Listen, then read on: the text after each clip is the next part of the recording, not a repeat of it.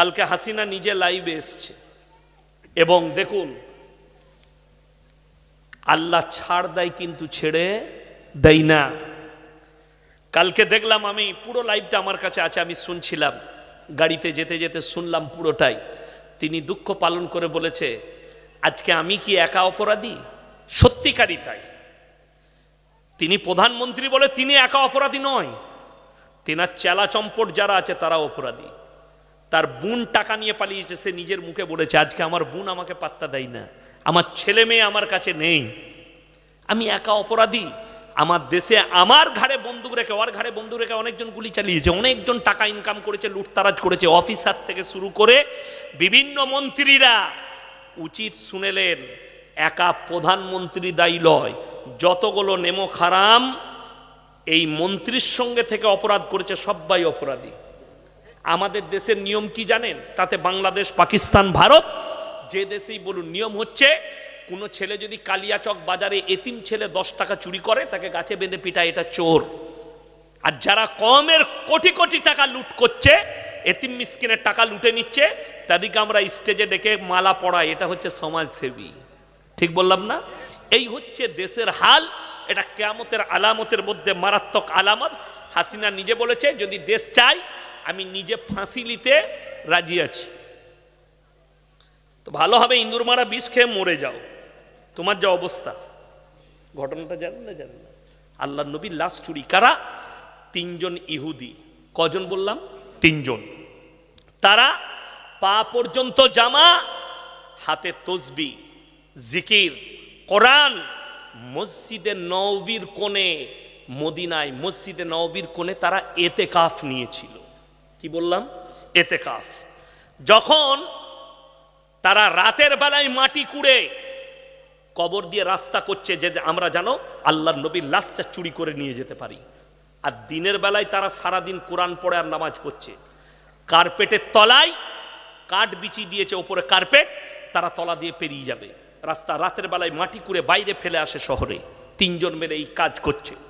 আল্লাহ নবী সাল্লাল্লাহু আলাইহি সাল্লাম সেই যুগে বাদশাকে স্বপ্ন দেখালেন যে আমার লাশ চুরি হতে চলেছে। বাদশাহ ঘুম থেকে উঠে বসে গেলেন প্রথম স্বপ্ন দেখে। এত মারাত্মক স্বপ্ন, এটা কি সত্যিকারই আমি আল্লাহর নবীকে দেখলাম? তিনি আবার শুয়ে পড়লেন, আবার স্বপ্ন দেখলেন। তিনি উঠে তার চোখ দিয়ে পানি এলো, আমি কি স্বপ্ন দেখছি। তৃতীয়বার যে স্বপ্নটা নবীজি দেখালেন, সেই 3 জনের চেহারাকে উনার মুখের সামনে তুলে ধরলেন। এই 3টে ব্যক্তি আমার লাশ চুরি করতে চলেছে, তুমি দেখো, খুঁজো। বাদশা সকালবেলায় উঠে সমস্ত মদিনাবাসীকে দাওয়াত দিলে, শহরের যত লোক আছে আমার ঘরে দাওয়াত। বাদশা কিন্তু চেয়ার নিয়ে বসে গেছে, যারাই ঢুকছে চেহারাগুলো মিলুচ্ছে, কিন্তু মিলছে না, সব শেষ। একজন প্রজা বললে, বাদশা আর একটাও লোক বেঁচে নেই, সবাই খেয়ে ফেলেছে শহরের। বলে, না, এখনো 3টে লোক বাকি আছে।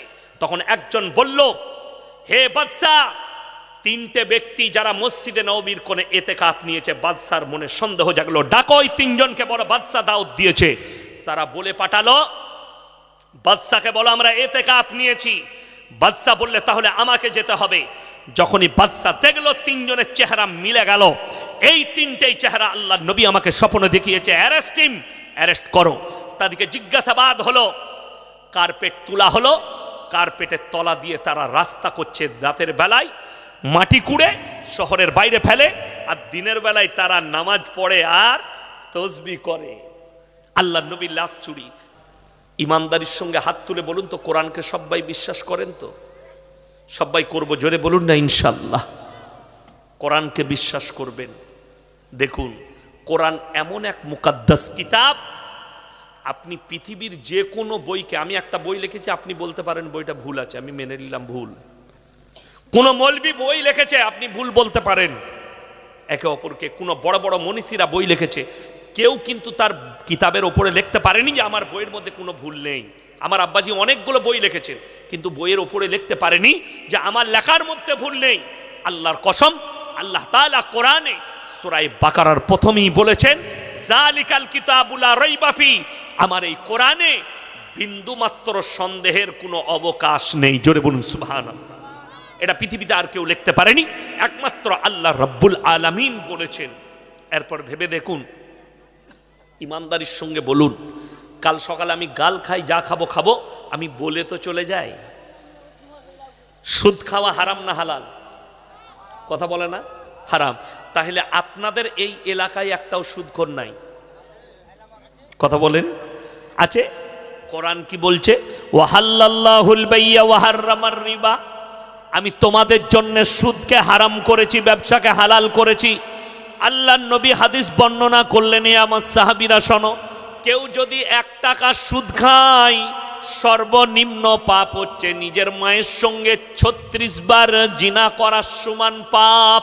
নাউজুবিল্লাহ বলে। যে সুদ খাচ্ছে প্রতিনিয়ত মায়ের সঙ্গে জিনা করছে, প্রত্যেক দিন 36 বার করে। ভেবে দেখুন, যে লোক সুদ খাচ্ছে, কোরআনে হারাম আছে, রসুল হারাম বলেছেন, এরপরে যে সুদ খাচ্ছে সে আল্লাহর সঙ্গে যুদ্ধ ঘোষণা করলো না করলো না? সেই লোক রসুলের বিরোধী না বিরোধী নয়? আল্লাহ রসুলের দুশ্মন। এর থেকে বড় দুশ্মন আর কেউ হতে পারে না। তুমি যদি বলো আমি নবীর উম্মত, আমি উম্মতে মুহাম্মাদি, তুমি যদি বলো আমি আল্লাহর রসুলকে ভালোবাসি, আমি কোরআনকে বিশ্বাস করি, তাহলে তোমার থেকে বড় নেমক হারাম পৃথিবীতে কেউ নেই। তুমি সুদ খাচ্ছ। বেঈমান কাফেররা নিজেদের মেহনতে কামিয়াব, আজকে আমরা আমাদের মেহনতে নাকাম। কত কোরআনের দাওয়াত, এত এত জলসা, এত মাদ্রাসা, এত মেহনত, এত সম্মেলন, এত ইস্তেমা, তারপরেও কিন্তু পরিবর্তন হয়নি। কেন? বেঈমান কাফেররা আমাদের থেকে বেশি মেহনতে কামিয়াবি লাভ করেছে। কেন? তাদের মেহনতে মিষ্টি আছে, আমাদের মেহনতে তেতো জিনিস আছে, তাই না? ইয়াসিনের বয়ান শুনলে ইয়াসিন বলেছে সুদ খাওয়া যাবে না, হারাম, তাই ওর কথা আমল করা যাবে না। আর বেঈমান কাফেররা মেহনত করেছে, তারা বলেছে প্রত্যেকটা বাড়িতে সুদকে ঢোকাও, ঢুকিয়ে দিয়েছে। আশা করি আপনাদের এলাকায় গ্রুপ লোন আর বন্ধন লোন নাই, আছে না নাই? বাড়ি বাড়ি। এটাই তো বেঈমানদের মেহনত, যাদের ঘরে ঘরে ঢুকিয়ে দাও। আপনি বলুন, আপনার সমাজে, মুসলিম সমাজে সব থেকে কম বেতন কাদের? ইমামদের, মৌলবীদের। আচ্ছা, আপনি আপনার এলাকায় এই থানাতে একটা মৌলবী দেখিয়ে দেন, ইমাম দেখান, 6000 বেতন পায়, যার কারণে তার বউ কোমরে কাপড় গুঁজে বন্ধন লোন আর গ্রুপ লোন করতে গেছে। একটা দেখাতে পারবেন? নাই। কেন? আমরা আল্লাহ রসুল সাল্লাল্লাহু আলাইহি সাল্লামের হাদিসে বিশ্বাসী, আল্লাহর কোরআনে বিশ্বাসী। নবী আকরাম সাল্লাল্লাহু আলাইহি সাল্লাম হাদিস বর্ণনা করলেন, যারা আল্লাহর রাস্তায় দ্বীনের পথে থাকবে, আল্লাহ মৃত্যুকাল পর্যন্ত ইজ্জতের রুজি দান করবেন। জোরে বলুন না সুবহানাল্লাহ। আল্লাহ মৃত্যুকাল পর্যন্ত। আমরা বিশ্বাস করি একটা ইমাম 6000 বেতন পায়, তার মধ্যে আল্লাহ বরকত দিয়েছে যে তার বউকে রাস্তায় বেরিয়ে গ্রুপ লোন আর বন্ধন লোন করতে হয় না। তুমি টোটো চালাও কালিয়া চকে, 30,000 রোজগার করো মাসে। তুমি অটো চালাও, মাসে 20,000 রোজগার করো, তারপরও আল্লাহ তোমার বরকত দেয়নি যে তোমার বউকে অফিসারের সামনে কাপড় খুলে বলেছে যাও কোমরে কাপড় গুঁজে গ্রুপ লোন আর বন্ধন লোন নিয়ে। জানবেন আল্লাহ আপনার উপরে নারাজ যে আপনার 20,000 আপনি বরকত পাননি। আপনার 20,000 বরকত নেই। আপনি অবাক হবেন, আপনি বিশ্বাস করেননি। যদি হালাল রুজিতে আপনার বিশ্বাস থাকতো, আপনার ফ্যামিলিতে নামাজ থাকতো, আপনার ফ্যামিলিতে রোজা থাকতো, আপনাকে একটা একটা করে বলে দিই, মদ হারাম না হালাল? পানির বোতলটা দেন। একটা মদ নেশাগ্রস্ত জিনিস, তোমাদের জন্য এইভাবে স্পর্শ করা হারাম। কি বললাম? খাওয়া অনেক দূরের কথা, এইটাই মদ আছে, কিংবা গাঁজা আছে, কিংবা আফিং আছে, কিংবা হিরোইন আছে, এইভাবে স্পর্শ করাটা কি হারাম। আপনাকে আমি কালিয়া চকে দেখিয়ে দেবো, মুসলমান মদ বিক্রিও করছে, মদ খাচ্ছে। ঠিক বললাম না ভুল বললাম? তাহলে যখন কোরআনে হারাম আছে, এর থেকে বড় রসুলের দুশ্মন কেউ আছে? এর থেকে বড় আল্লাহর দুশ্মন কেউ আছে? অথচ আপনি অবাক হবেন, একটা অমুসলিম ভাই আপনার রেসপেক্ট করে, আপনার ধর্মকে ভালোবাসে। আমি কয়েকদিন আগে বলেছি, আজকে আবার আপনাদেরকে এখানে বলে যাচ্ছি, এই থানার মানুষকে, মালদা জেলার মানুষ শুনে যান। আমি বর্ধমান ডিস্ট্রিক্টের মানুষ, বর্তমানে গোটা পশ্চিম বাংলা নয়, গোটা ভারতবর্ষ ঘুরি। আমি শুধু পশ্চিম বাংলার ভেতরে জলসা করি না, ত্রিপুরা, আসাম যাই না, আসাম রাজ্যের দাওয়াত নেই না। আমি মুম্বাই জলসা করি, হায়দ্রাবাদে জলসা করি, গুজরাটে জলসা করি, বিভিন্ন রাজ্যে জলসায় যাই।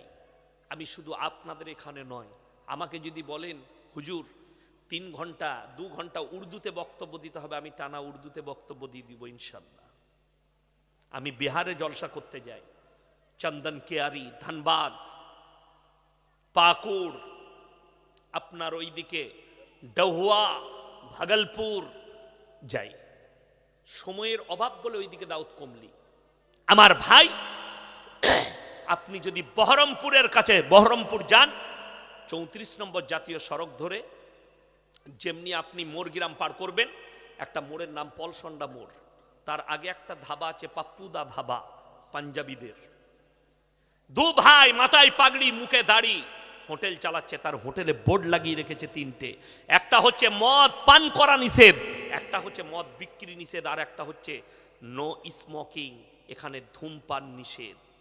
তারা জানে আমরা যেখানে ব্যবসা করছি, এই মুর্শিদাবাদ জেলা 75% মুসলমান, আর মুসলমানদের জন্য মদ স্পর্শ করা হারাম। আর আমি তার হোটেল থেকে বেশি নয় ধুলিয়ান পর্যন্ত মুসলমানদের এমন হোটেল বার করে দেব 10খানা, যে হারামখোররা মদু খাই, মধু বিক্রি করছে। এরা জানে হারাম, তারপরেও এর থেকে আল্লাহর দুশ্মন কেউ আছে? আপনি চলুন মসজিদে, বুঝতে পারবেন মদ খেয়ে মসজিদে প্রবেশ করা যায় না, নিষেধ আছে। আপনি ধরে তাকে মারবেন, গাঁজা খেয়ে ঢুকলে তাকে বেঁধে তার বিচার ডাকবেন। অথচ আমাদের দেশে কন্টিনিউ সুদ খেয়ে যাচ্ছে। জুম্মার দিনে আতর লাগিয়ে মসজিদে নামাজ পড়তে পায় সুদখোররা। কেউ প্রতিবাদ করে না বলে এরা সুদ ছাড়ে না। ইমাম সাহেব যদি খুতবা দেয়, তারপরের দিন ইমামের চাকরি কমিটির লোক তাড়াবে সুদখোরদের চাপে। বীরভূম ডিস্ট্রিক্ট, আমি গ্রামের নাম করব না, বীরভূম থেকে 2 জন ইউটিউবার এসছে, Abdullah media, MD Abdullah, MD Rizwan, আর আপনাদের এলাকার বিভিন্ন মিডিয়ারা আছে। কি আমাকে খেতে দিলে? ও দিলে, ওখানে রাখো, কোরআন শরীফটা সরো, ওইদিকে রেখে দেন, সেই ভালো। আল্লাহ, এত বড় জিলাপি! আমি মনে করছি আমাকে দিলে হয়তো খেতে, এইখানে চালিয়ে দিতাম। যাই হোক, দিয়েছে, রাখুন, পরে দেখা যাবে। আমার ভাই, এই বীরভূম ডিস্ট্রিক্টে একজন ইমাম জুম্মার দিনে খুতবা দিয়েছে, সুদের বিপক্ষে বলেছে।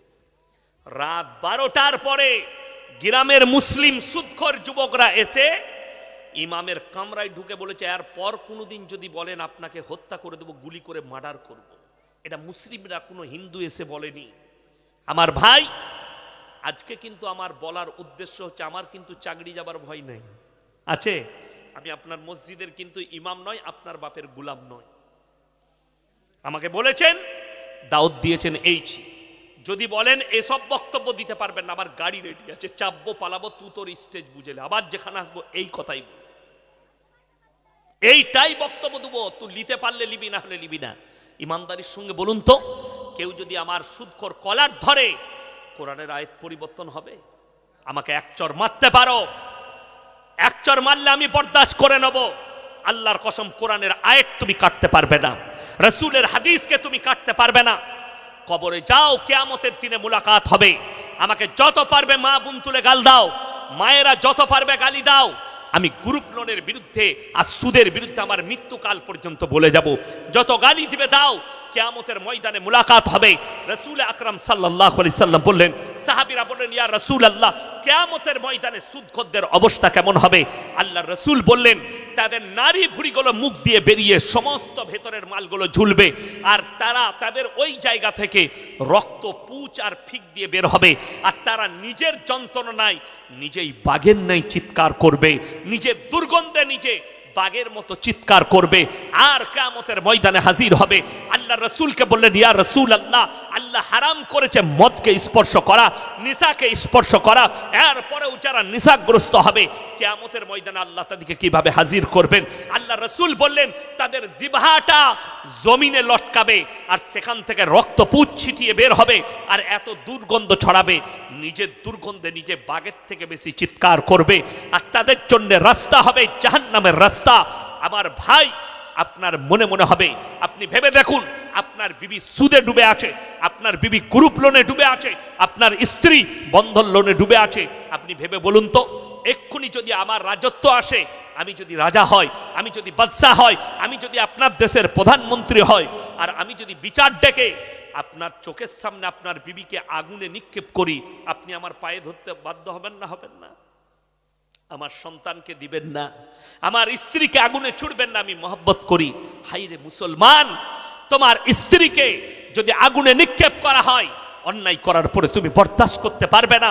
তুমি ভেবে দেখো, তোমার চোখের সামনে কিয়ামতের ময়দানে তোমার স্ত্রীকে শিকলের সঙ্গে আগুনের শিকলে বাঁধা হবে আর জাহান্নামের আগুনে নিক্ষেপ করা হবে খালি এই সুদের ব্যবসা করার কারণে। আপনি মনে করেছেন ইজ্জতের রুজি কাকে বলে? আপনার জানা নাই। ইজ্জতের রুজি মানে খাসির মাংস, দেশি মুরগির মাংস নয়।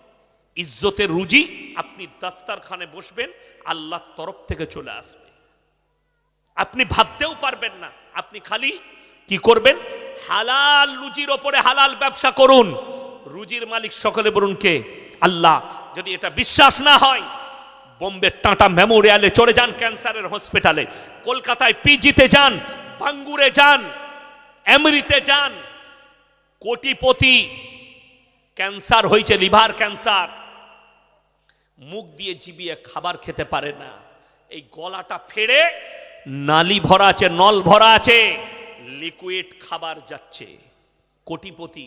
আর আপনি একজন চাষিবাসী ব্যক্তি, চাষ করেন, লোকের বাড়িতে কাজ করেন, কালিয়া চকে আপনি কাজ করেন, লোকের দোকানে কাজ করেন, রাতের বেলায় এসে বিবি ডাল আর আলু চকা দিয়েছে, আলু সানা, সেটা দিয়ে মুখ দিয়ে চিবিয়ে ভাত খাচ্ছেন বিবির সঙ্গে দাস্তারখানে, আর বিবির গলায় হাত রেখে ফজর পর্যন্ত ঘুমাতে পেরেছেন এশার নামাজ পড়ে।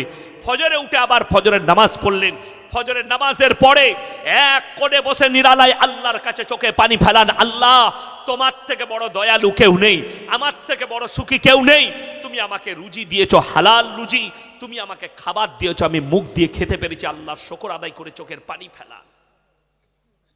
বড় কষ্ট লাগে। আমার একজন উস্তাদে মুহতারাম আমার কিতাবের পরীক্ষা নিয়েছিলেন, তেনার নাম হচ্ছে আপনার নামটা ভুলে যাচ্ছি, উনার বহুত বড় আলেম, মুম্বাই আমার পরীক্ষা নিয়েছিলেন। তো তিনার একটা বক্তব্য শুনেছিলাম সালানা পরীক্ষার পরে। তো তিনি বলেছিলেন, ভাই समस्त लोग के आप लोग जिंदगी में अगर अल्लाह के पास अपने गुनाह को माफी कराना चाहते हो तो मुराक्काबा कर लो। मुराक्काबा की আমরা সারা দিন রাস্তা ঘাটে চলাফেরা করি, মিলামিশা করি, করি না? করি না? আমাদের শোবার সময় কখন? এশার পরে রাত্রে, ঠিক কি না? সব কাজ বন্ধ, এরপরে ফজর পর্যন্ত ঘুমায়। এই এশার নামাজ পড়ে, নামাজ হয়ে গেল, খানা খেয়ে নিলেন, বাড়িতে যদি ফাঁকা রুম থাকে সেখানে কেউ কি প্রবেশ না করতে দিয়ে নামাজের মুসল্লাটা উজু করে বসুন বিছিয়ে দিয়ে, মনে মনে ভাবুন সারা দিনে আমি কতগুলো পাপ করলাম, আমার দ্বারা ভুলবশত কতগুলো গুনাহ হয়েছে। যে গুনাহটাই মনে পড়বে ইস্তেগফার করে নেন, আল্লাহ আমি ভুলবশত করে ফেলেছি, আল্লাহ আমি ইস্তেগফার করছি। যে নেক কাজটা মনে পড়বে যে আল্লাহ তুমি আমার দ্বারা এই ভালো কাজটা করিয়েছো, আমি তোমার শুকর আদায় করছি। সারা দিনে যে ভালো কাজটা করলেন আল্লাহর কাছে শুকর আদায় করলেন, সারা দিনে যে পাপটা করলেন আল্লাহর কাছে ক্ষমা চাওয়া হয়ে গেল, তাহলে জানবেন আপনি ক্লিয়ার হয়ে গেলেন।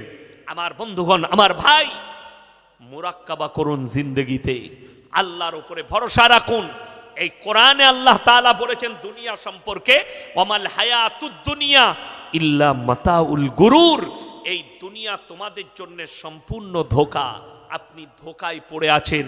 এই দুনিয়া আপনাকে ধোঁকা দিচ্ছে। আপনার জন্য তিনটে মারাত্মক প্ল্যাটফর্ম দাঁড়িয়ে আছে। নাম্বার এক, আপনি দুনিয়া ছাড়ার পরে প্রথম প্ল্যাটফর্মের নাম হচ্ছে কবর। এই কবরকে কেউ অস্বীকার করতে পারবে না। আজকে আপনাকে বলে দিই, পৃথিবীতে যতগুলো মানুষ আছে, আপনার কালিয়াচকের যতগুলো মাস্তান আছে, এই গোটা মালদা জেলায় যতগুলো মাস্তান আছে, শুধু এই মাস্তানগুলো নয়, যতগুলো নেতা মন্ত্রী আছে, এমএলএ এমপি আছে, যার কাছে যতই শক্তি আসুক, যার কাছে যতই পাওয়ার হোক, আল্লাহর কসম করে বলছে, আল্লাহ কোরআনে বলেছেন, ইন্নাল ইনসানা খুলিকা হালুয়া, আমি মানুষকে অসহায় আর দুর্বল সৃষ্টি করেছি। মানুষ কিন্তু সবল নয়। মানুষ কেউ সবল, মানুষ কিন্তু কেউ সবল নয়। তার একটা দলিল দিচ্ছি।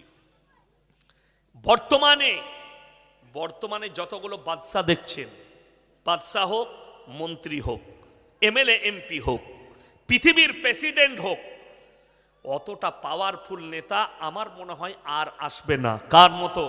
ফেরাউনের মতো। ফেরাউন মিশরে দাঁড়িয়ে বলেছিল, আলা রাব্বুকুমুল আলা, উঁচু জায়গায় দাঁড়িয়ে এলান করলে, হে মিশরবাসী শোনো, আলা রাব্বুকুমুল আলা, আমি তোমাদের রব, আর আমি হচ্ছি সব থেকে শক্তিশালী। আল্লাহ ফেরাউনের নিচুড়ে রস বার করে দিয়েছে, তার অস্তিত্ব মিটিয়েছে। নমরুদ ইব্রাহিম আলাইহিস সালাতু ওয়াস সালামকে আগুনে নিক্ষেপ করেছে নমরুদ। ইব্রাহিম নবী কার কাছে মদত চাইলেন? কোনো গাছের কাছে নয়, কোনো মানুষের কাছে নয়, কোনো ঢিপির কাছে নয়, কোনো পীর মুর্শিদের কাছে নয়। তিনি যদি মদত চেয়েছেন, আল্লাহকে বলেন, আল্লাহ তুমি ছাড়া আমার কোনো মদতকারী নেই, তুমি আমাকে এই নমরুদের আগুন থেকে হেফাজত করো। আমার আল্লাহ রাব্বুল আলামিন আগুনকে হুকুম জারি করলেন, কুল্লা ইয়া নারু কুনি বারদাও ওয়া সালামান আলা ইব্রাহিম, হে আগুন তুমি ক্ষান্ত হও, আমার ইব্রাহিমের শরীরের একটা পশমকে জ্বালাবার ক্ষমতা তোমার নেই। ইব্রাহিম আলাইহিস সালাতু ওয়াস সালামের আগুন একটা পশম জ্বালাতে পারেনি। জোরে বলুন সুবহানাল্লাহ। নমরুদকে আল্লাহ বেজ্জতির সঙ্গে মৃত্যু দিয়েছে। কিয়ামত পর্যন্ত এই কোরআনের নজির আছে, আমি নমরুদকে জিল্লাত ভরি মৃত্যু দান করেছি। রমজানুল মুবারকের মাস আসছে, আপনারা অবশ্যই রোজা রাখবেন। জোরে বলুন ইনশাআল্লাহ। আমার মায়েরা এমনি কোরআন পড়ে না, কিন্তু রোজার মাসে কোরআন ছাড়ে না। আচ্ছা আপনারা বলুন, কাঁসা পিতলের জিনিস দেখেছেন? আচ্ছা সেটা ব্যবহার করলে চকচক করে না ভরে রাখলে? ব্যবহার করলে চকচক করে, ব্যবহার করলে গ্লেজ দেয়। কোরআন এমন এক মুকাদ্দাস কিতাব, কোরআন মাজিদ, আপনি যত পড়বেন তত আপনার দিলেতে আল্লাহ গেঁথে দেবে। আর যখনই আপনি কোরআন থেকে সরে যাবেন, আমি ত্রিপুরা থেকে প্লেনটা 8 ঘন্টা থেকে 40 মিনিট আসমানে ছিল, আমি কলকাতায় এলাম, ওর ভেতরেই আমি প্রায় 4 পাড়ার মতো পড়ে নিলাম। 4 পাড়া, কি বুঝলেন? যাবার সময় পড়েছি 4 পাড়া। আমি এখন গাড়িতে যাব, সারা রাতটা হয় কোরআন শুনবো, না হলে কোরআন পড়তে পড়তে সারা রাস্তা। কোরআন শুনলেও নেকি, পড়লেও নেকি। জোরে বলুন সুবহানাল্লাহ। আমার মায়েরা সারা বছর কোরআন পড়ে না, খালি রোজার মাসে কোরআন খুলবে, দিয়ে আলহামদু যা বুঝে করবে, আর খুঁজে পাবে না। এইটা হচ্ছে দ্বন্দ্ব। রাসূল সাল্লাল্লাহু আলাইহি সাল্লামের হাদিস, যারা 5 ওয়াক্তের নামাজি হবে, আল্লাহ মৃত্যুকাল পর্যন্ত তাদের রুজিতে কোনোদিন কমি দিবেন না। জোরে বলুন সুবহানাল্লাহ। যে বাড়িতে কোরআনের তেলাওয়াত হবে, সেই বাড়িতে আল্লাহ রহমতের ফেরেশতা পাঠাবেন। জোরে বলুন সুবহানাল্লাহ। আল্লাহ তাআলা আমাদের সকলকে কবুল করুক। এইটা আমার ভাই, আপনাদেরকে সকলকে অনুরোধ করছি, সবাই নামাজ পড়বেন তো? হাত তুলে বলুন তো ইনশাআল্লাহ। নামাজ কিন্তু কেউ ছাড়বেন না। পরকালের একটা বড় জিন্দগি পড়ে আছে। আর আপনাদেরকে বলছি, সাবধান হবেন। যত নরম হবেন, আপনার দ্বারা ইসলাম প্রচার হবে। কেউ আপনাকে গালি দিলে আপনি গালি দিবেন না, তাকে 1 কাপ চা খাইয়ে দেন। কেউ যদি আপনার বিরুদ্ধে চলে, আপনি তার গুড়ায় পানি ঢেলে দেন। শুনেলেন? আর এই ধরনের হারামখোর থেকে দূরে থাকবেন। রিপাবলিক টিভি কেউ দেখবেন না, সকলে জোরে বলুন ইনশাআল্লাহ। যারা মোবাইলে সাবস্ক্রাইব করেছেন, ওটাকে ডিলিট করবেন, সাবস্ক্রাইব থেকে সরে যাবেন। রিপাবলিক টিভি কেউ দেখবেন না। আরামবাগ টিভি, শফিকুলের কাছ থেকে দূরে থাকবেন। এই হারামখোররা এজেন্ডা তৈরি করেছে। আমার ভাই, আল্লাহ রাব্বুল আলামিন কোরআনে বলেছেন তিনটে জায়গা, তিনটে লোক যদি তোমাদের কাছে হাত পাতে কোনোদিন হাত ফিরাবে না। জোরে বলুন ইনশাল্লাহ। কটা লোক বললাম? তিনটে। নাম্বার 1 কোরআনে আছে ওয়া আতিদাল কুরবা, তোমার কাছের গরিব যদি হাত পাতে ফিরিও না। ওয়াল ইয়াতামা ওয়াল মাসাকিন, এতিম আর মিসকিন যদি হাত পাতে তাদের হাতকে ফিরিও না। কাছের গরিব শুনেলেন, আপনি যদি 10 টাকা দান করতে পারেন, আপনি মনে মনে ভাববেন আল্লাহ আমাকে দেনে বালা বানিয়েছো, আমাকে হাত পাতনে বালা বানাওনি। ওয়াবনা সাবিলি ওয়ালা তুবাদ্দির তাবদীরা, আর মুসাফির যদি তোমাদের কাছে হাত পাতে তাদের হাতকে ফিরিও না। আজকের এই জলসায় সবথেকে বড় মুসাফির আমি। 300 কিলোমিটার রান করে এসছি। আমার বন্ধুগণ, আমার ভাই, পৃথিবীতে দুটো জায়গা সব থেকে দামি। কটা বললাম? দুটো। নাম্বার 1 আল্লাহর ঘর মসজিদ, যেখানে আল্লাহর ইবাদত হয়। নাম্বার 2 যেখানে আল্লাহ এবং আল্লাহর রসুলের কথা আলোচনা হয়। নাম্বার 3 মাদ্রাসা, যেখানে কোরআন এবং আল্লাহ রসুলের দিন শিক্ষা হয়। আমার ভাই, আমি আপনাদেরকে অনুরোধ করব যে এই মসজিদ আল্লাহর ঘরের জন্যে, আমার ভাই আপনাদের কাছে বেশি চাইব না। আমি বলবো কোরআনে পারা কটা আছে বাবা? 30টা। 30 জন ব্যক্তি 1000 করে টাকা, যদি পয়সা না থাকে নামটা লেখান, পরে দিবেন আল্লাহর ঘরের জন্য। আর যদি পয়সা মোবাইলে থাকে ফোন পেতে দিয়ে দেন। আমি 30 জন মা বোন ভাই আপনাদের মধ্যে যারা আছেন, 30 জন ব্যক্তি কে কে আছেন, লেবুদা 20 বস্তা সিমেন্ট, 500 টাকা লগত। আল্লাহ উনার দানকে কবুল করুক, হায়াতে আল্লাহ বরকত দেখ, পূর্বপুরুষকে আল্লাহ জান্নাতি করুক, রুজি রোজগারে আল্লাহ বরকত দেখ। আমার ভাই, এই দেখেন আমার ভাইজান, উনি 150 টাকা দিয়েছেন। আল্লাহ তাআলা উনার হায়াতে বরকত দেখ, কারোবারে আল্লাহ বরকত দেখ, রুজি রোজগারে বরকত দেখ। আমার ভাই মাত্র 1000 করে বলেছি, হাত তুলেন। কি নাম বাবু? এখানে আসুন, আমার সাথে মুলাকাত করে যান। আসুন না, মুলাকাত করুন আপনি। মাশাআল্লাহ। এবং ভাইজান 2 বস্তা সিমেন্ট দিয়েছেন এবং 150 টাকা লগত। আল্লাহ তাআলা উনার হায়াতে বরকত দেখ, কামায়, এদিকে আসুন, কামায়ে বরকত দেখ, রুজি রোজগারে। কি নাম বাবু? কত? 1000? 2000। মাশাআল্লাহ। মাইনুল হক ভাই 2000 টাকা। কি নাম? ইলিয়াস আলী 3000 টাকা। মাশাআল্লাহ। আল্লাহ দানকে কবুল করুক, নেক নিয়তকে আল্লাহ পুরো করুক, কারোবারে আল্লাহ বরকত দেখ, রুজি রোজগারে আল্লাহ বরকত দেখ। আমার ভাই আর কে আছেন? আমি 1000 করে বলেছি। তাড়াতাড়ি। আপনি? আচ্ছা, মাশাআল্লাহ। আর কে আছেন ভাই? তাড়াতাড়ি বলুন। সিমেন্ট যদি দিতে চান, 5 বস্তা, 2 বস্তা, 1 বস্তা করে সিমেন্ট। আমি বলবো আমার মায়েদের মধ্যে যদি কেউ থাকেন, কোনো আল্লাহর বান্দা থাকেন, কোনো আমার আল্লাহর বান্দি থাকেন, আমি বলবো তাড়াতাড়ি বলুন। কে আছেন? কোন আল্লাহর বান্দা আছেন? একটু আল্লাহর ওয়াস্তে বলুন। মাত্র 1000 করে, 500 করে। কি নাম? রশিদ। মাশাআল্লাহ। রশিদ ভাই 1000 টাকা। আল্লাহ দানকে কবুল করুক, জানে মানে ইজ্জতে বরকত দেখ, কারোবারে আল্লাহ বরকত দেখ। এসো। আমি মায়ের দিকে বলবো, মায়েরা 1 বস্তা 2 বস্তা সিমেন্ট স্বামীর নামে, বাবার নামে, মায়ের নামে। মাশাআল্লাহ। আরো একজন ভাই 100 টাকা দিয়েছে। কি নাম? জাফর আলী ভাই, মাশাআল্লাহ 3000 টাকা। আল্লাহ দানকে কবুল করুক, লগত 3000 দিয়েছে। আল্লাহ দানকে কবুল করো। আরো একজন ভাই 100 টাকা দিয়েছেন। কি নাম? আশরাফুল মিয়া 1500 টাকা। মাশাআল্লাহ। শাহজাহান আলী 1 কুইন্টাল ভুট্টা। আল্লাহ দানকে কবুল করুক। আলাউদ্দিন। কি নাম? আলাউদ্দিন মিয়া 500 টাকা আর 3 বস্তা সিমেন্ট, লগত 500 টাকা, 3 বস্তা সিমেন্ট। মাশাআল্লাহ। আল্লাহ দানকে কবুল করুক, নেক নিয়তকে আল্লাহ পুরো করুক, কারোবারে আল্লাহ বরকত দেখ, রুজি রোজগারে আল্লাহ বরকত দেখ। আমার ভাই আর কে আছেন? কোন আল্লাহর বান্দা আছেন? একটু তাড়াতাড়ি আসি ইনশাআল্লাহ। ভাই কে আছেন? এসো। মাশাআল্লাহ। আর কে আছেন ভাই? সিমেন্ট বলেছে 1 বড়া 2 বড়া করে সিমেন্ট, 3 বড়া সিমেন্ট। এটা মসজিদ, আল্লাহর ঘর। যদি রড কেউ দিতে চান 1 কুইন্টাল 50 কিলো। আচ্ছা, কি নাম? আলমগীর হোসেন 1000 টাকা। মাশাআল্লাহ। ফোন পেতে দিচ্ছেন। কি নাম? আম্মার জন্য। আপনার আম্মা দিয়েছে। মাশাআল্লাহ। আল্লাহ আপনার আম্মার হায়াতে বরকত দেখ, রুজি রোজগারে বরকত দেখ। আরো একজন ভাই 500 টাকা দিয়েছেন। কি নাম? 5 বস্তা সিমেন্ট। কি নাম? গিয়াসউদ্দিন ভাই 5 বস্তা সিমেন্ট। মুশাররফ হোসেন 3000 টাকা নগদ, 2000 টাকা বাকি। মাশাআল্লাহ, আল্লাহ দানকে কবুল করুক, নেক নিয়তকে আল্লাহ পুরো করুক। আমার ভাই আর কে আছেন? কি সিমেন্ট? মাশাআল্লাহ, আরো একজন 500 টাকা দিয়েছে। কি নাম? আবু সাইদ, 200 টাকা নগদ, 800 টাকা বাকি। মাশাআল্লাহ, আল্লাহ দানকে কবুল করুক। আবু সাইদ 200 টাকা নগদ, 800 টাকা বাকি। আমার ভাই আর কে আছেন?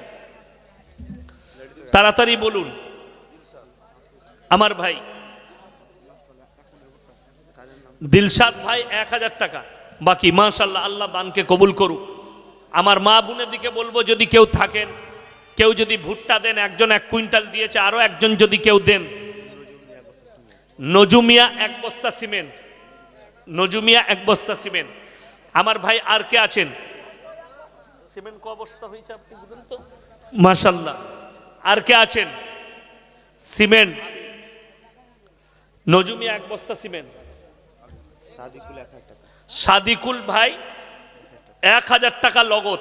মাশাআল্লাহ, আল্লাহ দানকে কবুল করুক। আমার ভাই আর কে আছেন? তাড়াতাড়ি বলুন, আর কোন আল্লাহর বান্দা আছেন? আমার মা বোনেদের মধ্যে কে আছেন? কি নাম? মহিলা থেকে একজন মা নগদ 500 টাকা দিয়েছে। মাশাআল্লাহ, আল্লাহ দানকে কবুল করুন। মুজিবুর রহমান 1000 টাকা, 1000 টাকা। মাশাআল্লাহ, আল্লাহ দানকে কবুল করুক, নেক নিয়তকে আল্লাহ পুরো করুক, কারোবার আল্লাহ বরকত দেখ। মাশাআল্লাহ, আরো একজন ভাই নগদ 50 টাকা দিয়েছে। এসো, এই যে বাচ্চা দাও, দেন তো, এই দাও তো। মাশাআল্লাহ, আরো একজন বাচ্চা 100 টাকা দিয়েছে, আর একজন ভাই 100 টাকা দিয়েছে। আল্লাহ দানকে কবুল করুক। আমার ভাই আর কে আছেন? আর কোন আল্লাহর বান্দা আছেন? একটু তাড়াতাড়ি বলি ইনশাআল্লাহ। আর কে আছেন? কোন ভাই আছেন? আচ্ছা, জাহাঙ্গীর মিয়া ফোন পেতে 1000 টাকা দিয়েছে। মাশাআল্লাহ, আল্লাহ উনার দানকে কবুল করো, কামাই আল্লাহ বরকত দাও। কি? আলিউল 2 বস্তা সিমেন্ট। মাশাআল্লাহ, আল্লাহ দানকে কবুল করুক, হায়াতে আল্লাহ বরকত দেখ। আমার ভাই আর কে আছেন? তাড়াতাড়ি বলুন। সিমেন্ট 2 বস্তা, 1 বস্তা সিমেন্ট, টাকা 1000, 2000 টাকা। কে আছেন?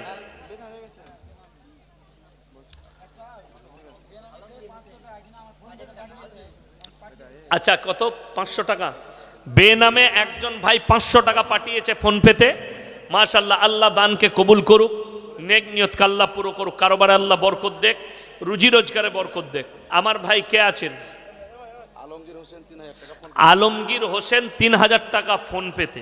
মাশাআল্লাহ, আর 1000। মাশাআল্লাহ, আল্লাহ দানকে কবুল করুক, নেক নিয়তকে আল্লাহ পুরো করুক, কারোবার আল্লাহ বরকত দেখ, রুজি রোজগারে আল্লাহ বরকত দেখ। আমার ভাই কি?